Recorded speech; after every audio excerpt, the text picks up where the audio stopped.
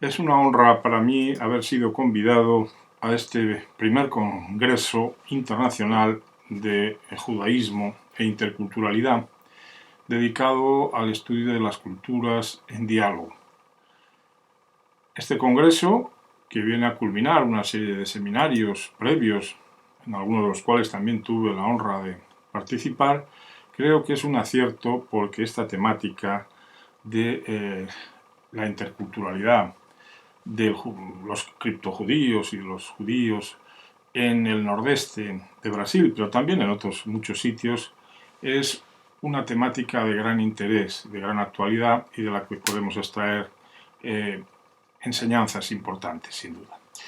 Yo hablaré sobre las conversiones forzosas, los forzados, las cripticidades religioso-culturales en la península ibérica y también en parte en Iberoamérica.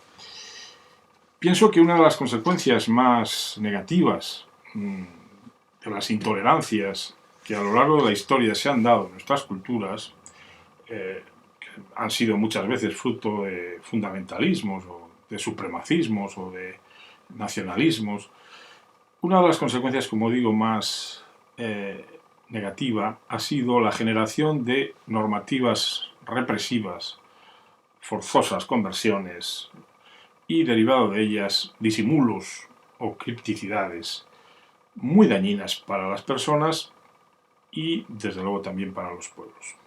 Y tantas veces ha sucedido esto en nuestra historia que incluso ha pasado a ser, pienso, un rasgo de nuestra cultura, un rasgo que en cierto sentido es negativo, pero que también puede tener algunas consecuencias positivas, ¿no? Que es la cripticidad, que es el guardar para la vida privada cosas que no se comparten en la vida pública. Esto es lo que llamaría yo cripticidad. Pero es verdad que empezó precisamente con estos forzados, ¿no? En España también ha continuado en épocas recientes con represiones, ¿no? Represiones a la actividad de las mujeres o a los homosexuales o a la sexualidad en general en la etapa franquista.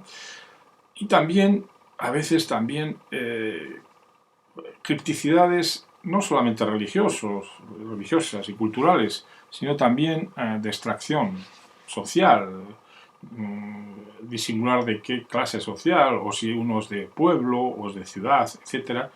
Eso ha sido algo que ha sucedido hasta hace poco en nuestra cultura y que de alguna manera sigue sucediendo. En Latinoamérica lo mismo. Se han generado también a veces falsas identidades por ocultamientos bien del pasado indígena o afroamericano, por querer entroncar con figuras criollas o de la conquista, y eso también ha generado falsedades culturales en diversos países latinoamericanos. Debido a estos ocultamientos, como digo, se ha conformado ese rasgo identitario, ese disimulo, que ya comenzaría en España hace muchos siglos con Maimónides, por ejemplo, ¿no? Y su famosa carta sobre la conversión forzosa, donde de alguna manera justificaba el que pudieran decirse públicamente algunas fórmulas con tal de salvar la vida, porque en ese momento había una persecución, como veremos, musulmana muy fuerte, muy fundamentalista de los almohades, y que podía entrañar peligro de vida para aquel que no se convirtiera forzosamente. Bien, ya hablaré de este personaje, que yo creo que es muy importante, pero lo cierto es que después vendrían otros forzados, ya en la etapa medieval más avanzada, con el fundamentalismo cristiano, y serían los judíos otra vez y los musulmanes, de nuevo, los que tendrían que convertirse a la fuerza, ¿no? Esto, desde luego, hizo que la historia de España fuera muy particular. Los reyes católicos quisieron una unidad política y una unidad religiosa, y esto entrañó una pobreza, sin duda, cultural, y además unas cuestiones muy negativas para no solamente los que fueron expulsados, ¿no? Sino también los que se quedaron y los que perdieron pues la gran riqueza de esas personas, en este caso judaicas, que habían sin duda sido muy importantes para la historia posterior de España y que no lo fueron, ¿no? En Latinoamérica pasa algo similar, ¿no? Como he dicho, no hay limpiezas de sangre de tipo nuevo cristiana, pero lo que sí que hay son limpiezas de sangre respecto de incas y mandingas, es decir, de las culturas indias anteriores o las culturas africanas, ¿no? Nadie quería tener que ver con esas etnias, ¿no? Esto entrañó unos prejuicios también muy dañinos, ¿no? Y de alguna manera siguen vigentes todavía. En dos versiones siguen en la actualidad, a mi entender. En esa visión clásica, criollista, exagerada y supremacista, o en la contraversión, también exagerada, indigenista radical. Esto es algo que yo creo que se llegará a solventar alguna vez, pero de momento pues hay a veces estas compulsiones, ¿no? Estas identidades forzadas un poco falsas, ¿no?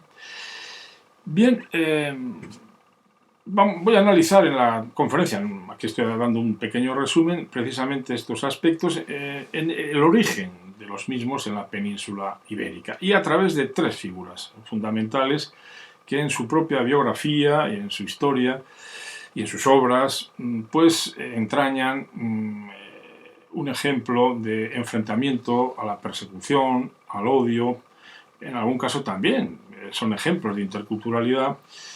Tuvieron todos que salir de Hispania en algún momento, expulsados, y me refiero al ya aludido Maimónides, Mosén Maimónide, también al matemático Abraham Zacut y finalmente al médico hispano-luso judaico Amato Lusitano.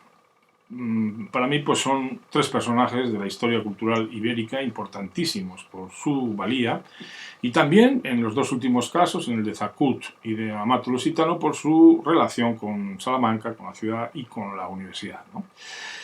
Son ejemplos, pienso, históricos que pueden servir sobremanera para el diálogo de las culturas que se pretende impulsar en la actualidad desde las culturas judaicas, a mi modo de ver muy acertadamente, y desde este congreso judaico, desde esta posición judaica críptica o no críptica del nordeste de Brasil.